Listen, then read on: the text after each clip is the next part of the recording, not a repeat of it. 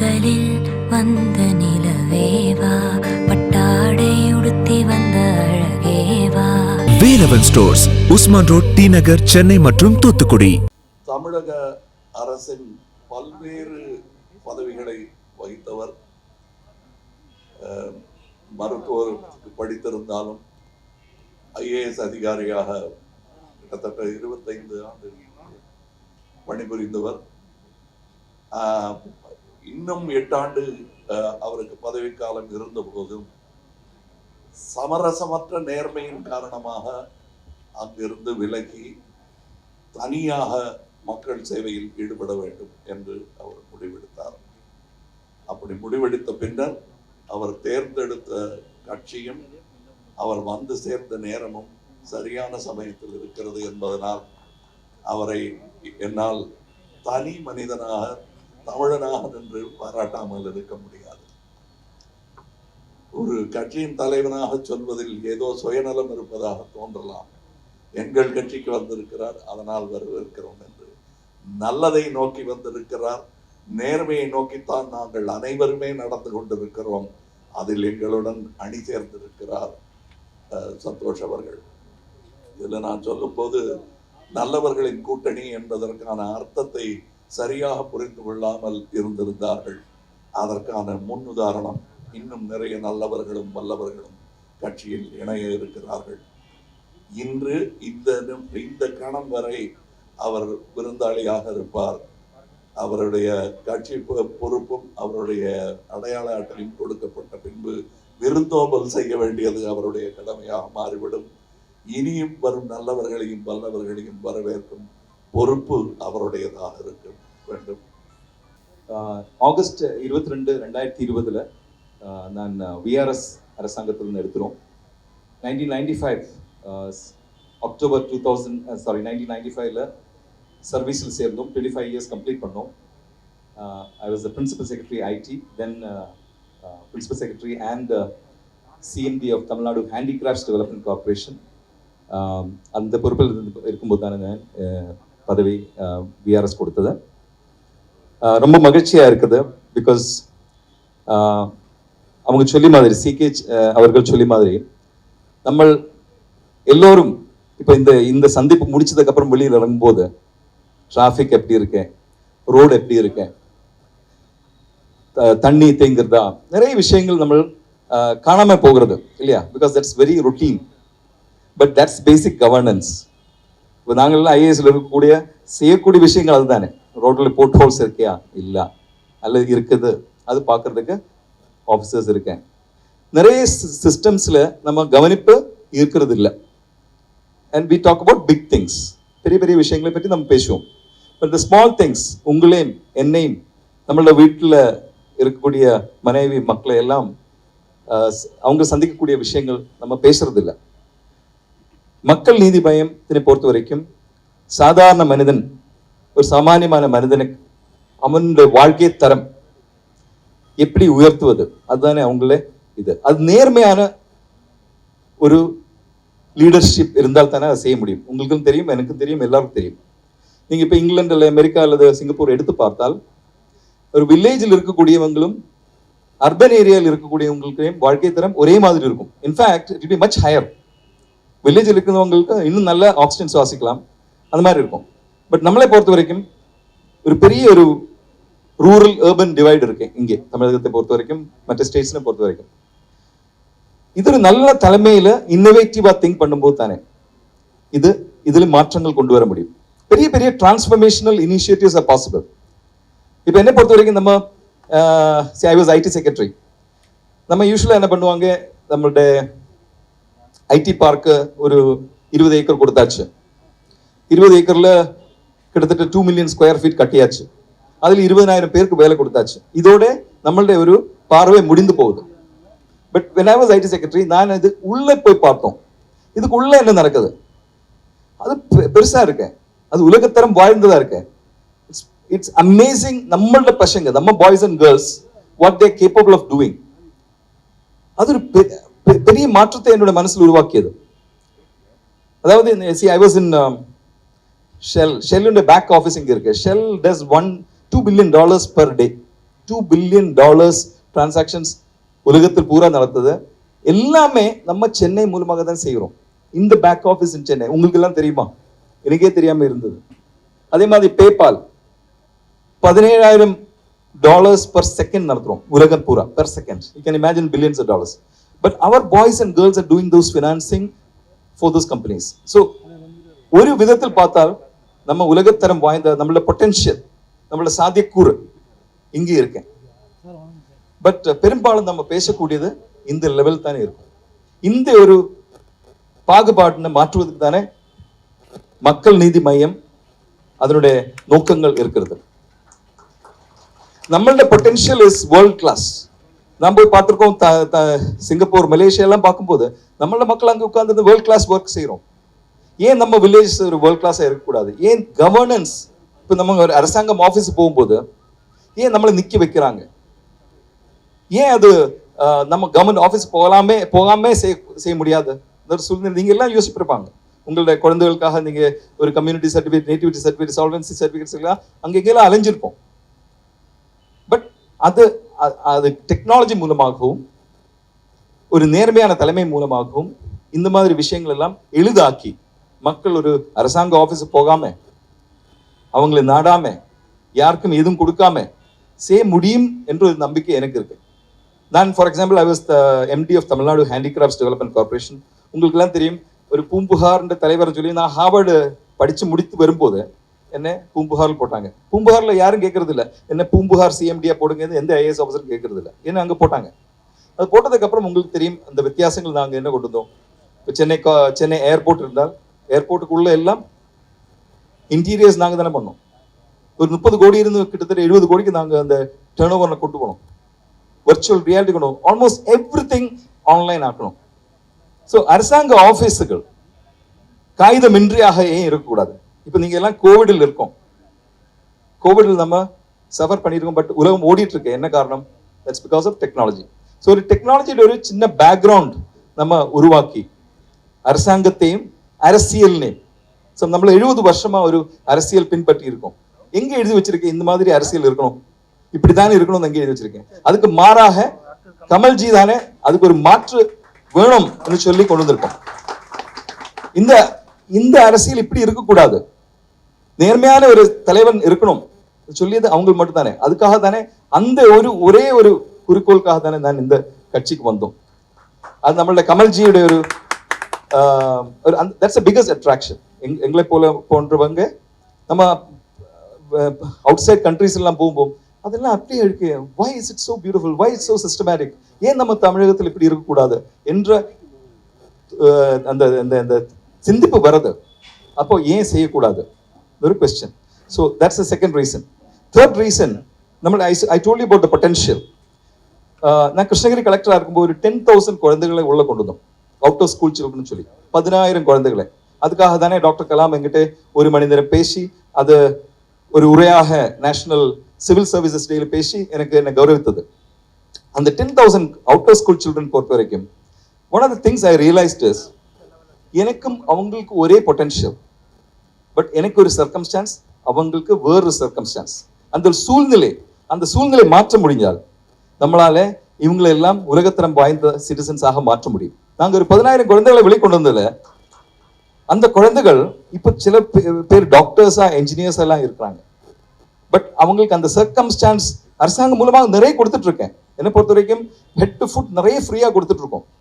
But அது நேர்மையாக உண்மையான பயனாளிகளுக்கு போய் சேர்ந்தால் அவங்களெல்லாம் முன்னுக்கு வர முடியும். So these are my random thoughts right now. இது ஒரு I think I have been given a few minutes to speak, but my thoughts are ஒரு நல்ல லீடர்ஷிப், நேர்மையான லீடர்ஷிப் இருந்தால் the bureaucracy of Tamil Nadu is very good. We can do wonders. They can do wonders. Now I am outside it.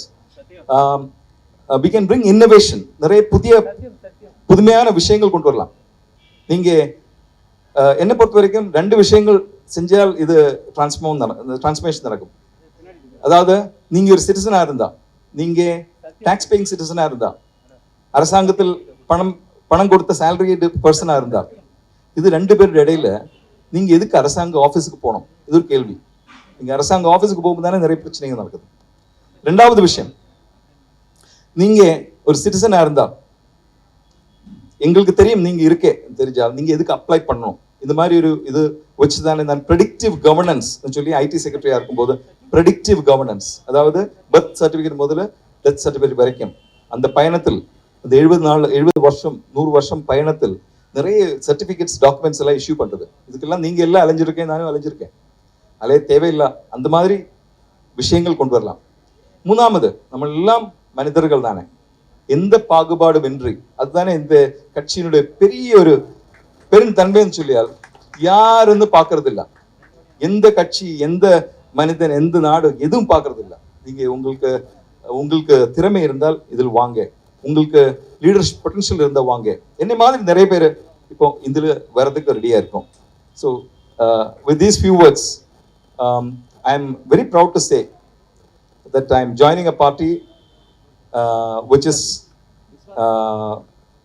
is level-headed, very democratic. இப்போ நான் சார்கிட்ட கேட்டோம், என்னோட மனசு உங்ககிட்ட பேசலாமா?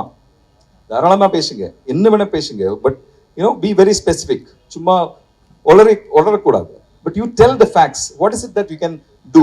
ஸோ அந்த மாதிரி ஒரு தலைவனை கிடைக்கிறது கஷ்டமா இருக்கேன். Because I have seen for the last 25 years, it's extremely difficult sometimes. The communication of a big idea, a big aspirational idea. So ஒரு மாற்றத்தை உருவாக்குவதற்கு நான் வந்திருக்கிறோம். உங்களுடைய எல்லாம் சப்போர்ட்டோட I think with the grace of our leader we can do that. Thank you.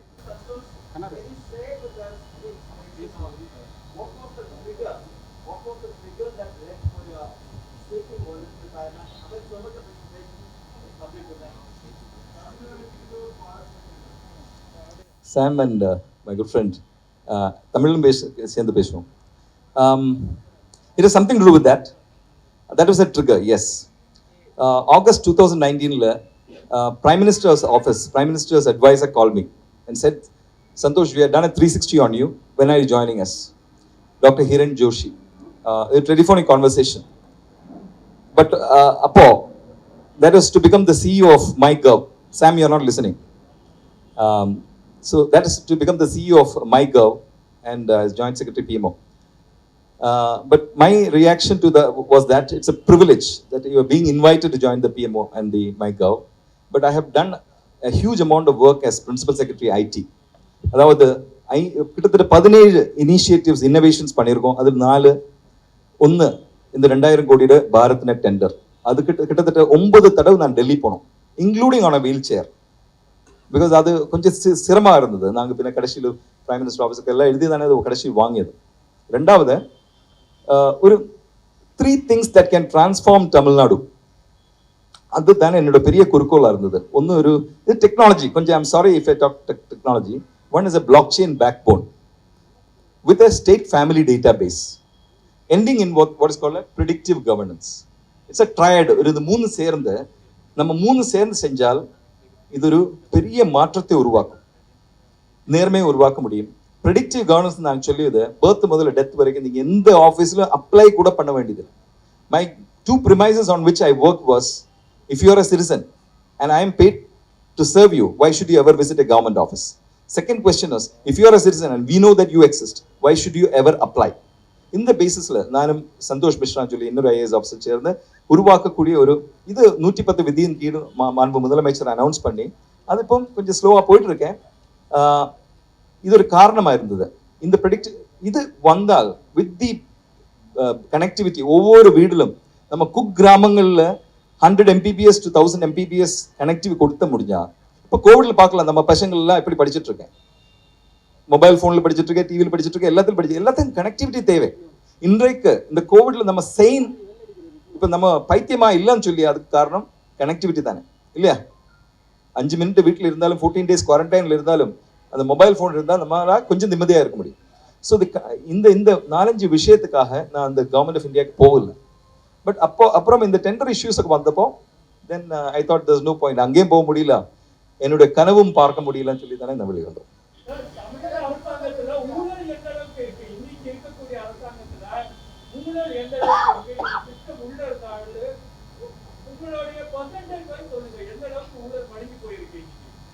என்னை விட உங்களுக்கு தானே தெரியும்.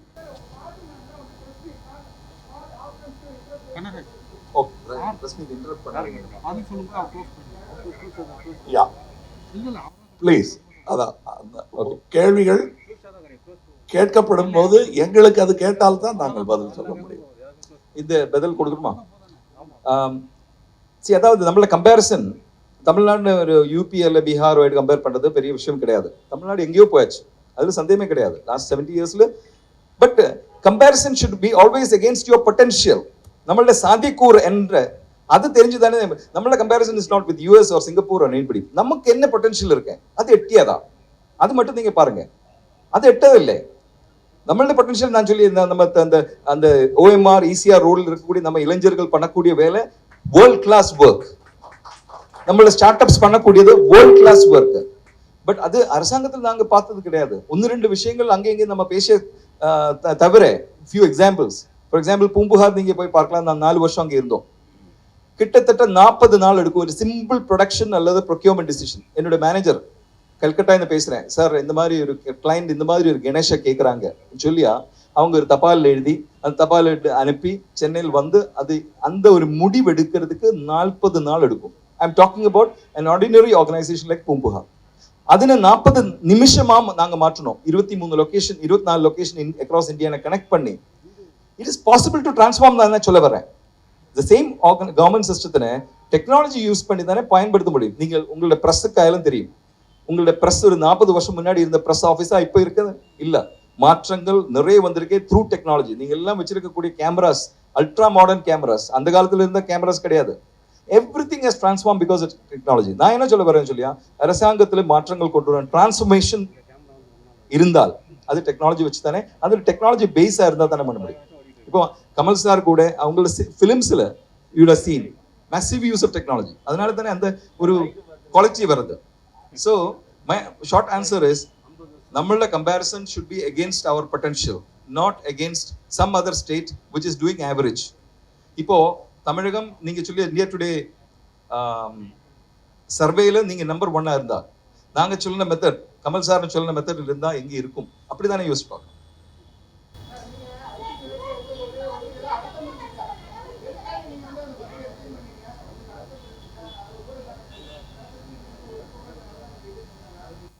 பழி வாங்கி புகழ் பெறது பெரிய ஈஸி. யாரையும் பழி வாங்கிட்டு நாங்க புகழ் பெறணும்னு நினைக்கவில்லை. பட் உங்களுக்கும் விஷயம் தெரியும், ஏன் வாயில நீங்க கேட்க நினைக்கிறோம், உங்களுக்கு தெரிஞ்ச விஷயம்.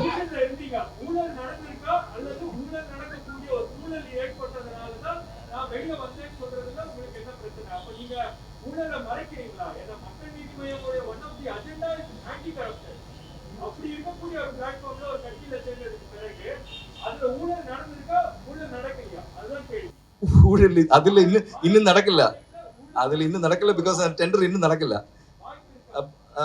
பட் டெஃபினெட்லி கொஞ்சம் ப்ரெஷர்ஸ் இருந்தது. இல்ல அவர் ஒரு பியூரோக்ராட், அவர் ஒரு அளவுக்கு தான் பேசுவார். அவருடைய பணி தன் கடமை என்னவோ அதை செய்வதுதான். அவருக்கு சமுதாய கோபம் இருந்தாலும் அதை அடக்கிக் கொள்வார். நான் அடக்க மாட்டேன்.